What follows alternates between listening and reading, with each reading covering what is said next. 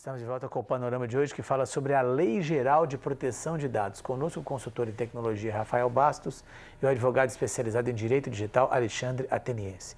Alexandre, qual que é o passo a passo, então, que a empresa tem que fazer de agora até o momento em que vai entrar em vigor a lei? As empresas brasileiras ainda estão atrasadas nessa transformação?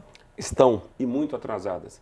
Sobretudo porque o primeiro passo que tem que acontecer é a sensibilização daquelas pessoas que exercem o poder diretivo, porque são elas que vão sentir no bolso qualquer tipo de penalidade, sanção pesada que ocorrer. E o que a gente tem visto em várias empresas é que o setor operacional, como RH, tecnologia da informação, já sabem da complexidade do problema, mas os diretores estão vendo um mundo com óculos cor-de-rosa. Ainda não estão percebendo o tamanho das mudanças, sobretudo culturais, que devem acontecer. E uma vez que essa decisão, que eu chamo de decisão top-down, tem que vir de cima para baixo, ela ocorra, imediatamente é necessário que se faça a criação de um comitê dentro da empresa, um comitê multissetorial, onde figuram órgãos, setores que ficam muito ligados ao tratamento de dados pessoais. Exemplo, TI, recursos humanos, alguém da diretoria, o jurídico, pessoal da área de marketing, controladoria, ou compliance, por exemplo.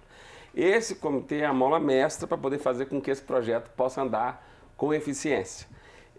Tem clientes, por exemplo, que fazem exigência da gente se reunir uma vez por semana.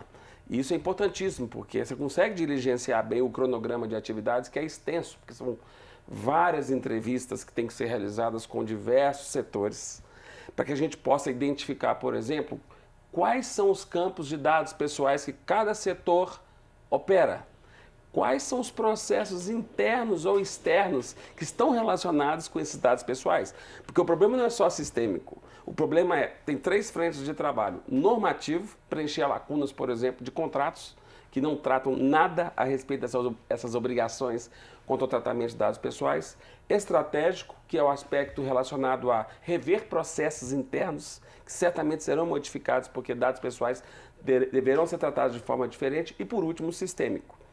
Então, uma vez consolidado isso, começa-se a primeira etapa, que é a etapa de diagnóstico. Esse diagnóstico consiste em entrevistas, levantamento de informações, para apresentar ao final um parecer para a diretoria, dizendo: olha, você tem aqui 20 alertas de gravidades alta, média ou baixa.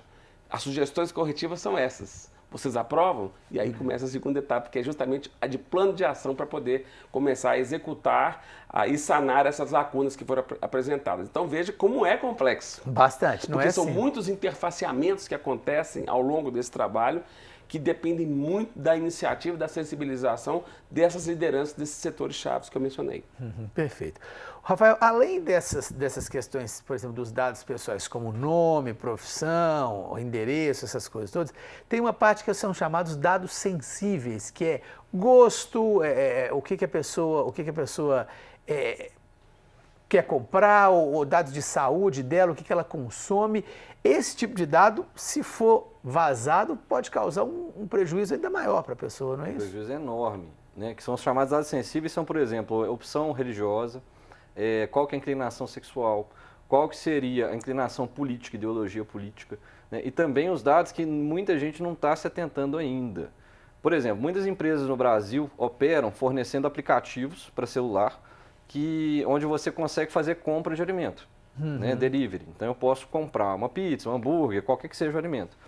Se esses dados de consumo vazarem, né, e caírem nas mãos, por exemplo, de uma empresa, né, de consultoria de análise de seguro de vida, né, a empresa de seguro de vida pode recusar fechar contrato ou pode modificar uma cláusula contratual a favor dela, caso ela identifique que determinada pessoa tem hábitos de consumo reprováveis. Por exemplo, uma pessoa que consome muito fast food, ela não pratica esporte, né, ou pratica muito pouco. Então isso pode gerar um dano financeiro para a pessoa, caso haja esse vazamento de dados. Por isso que essa lei é importante, porque ela obriga as empresas a finalmente se preocuparem em investirem na parte de defesa cibernética.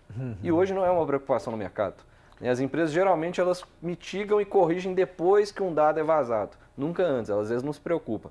Então as empresas, vendo o valor das multas que podem ocorrer em cada incidente, né, ela pode querer pensar que é mais barato investir em defesa cibernética previamente, antes de um ataque de acidente ou incidente, né, do que remediar isso depois a nível de multa, que o dinheiro vai para o bolso do Estado, não vai para o bolso nem da vítima. Né?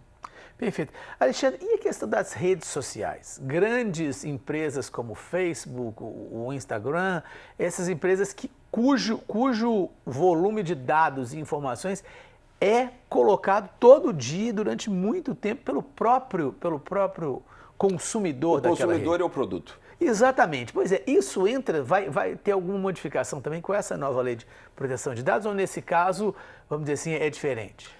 É totalmente igual, alcança, porque você tem que levar em consideração que o legislador, para poder dizer quem é alvo dessa lei, determinou que toda a pessoa jurídica ou física que fizerem uso de dados pessoais para fins econômicos deverão se adaptar. Então, por exemplo, um fotógrafo, pessoa física, que tem um site na internet onde ele coleta dados pessoais para poder vender suas fotos, também é alvo dessa adequação em razão daquele banco de dados que ele acaba formando.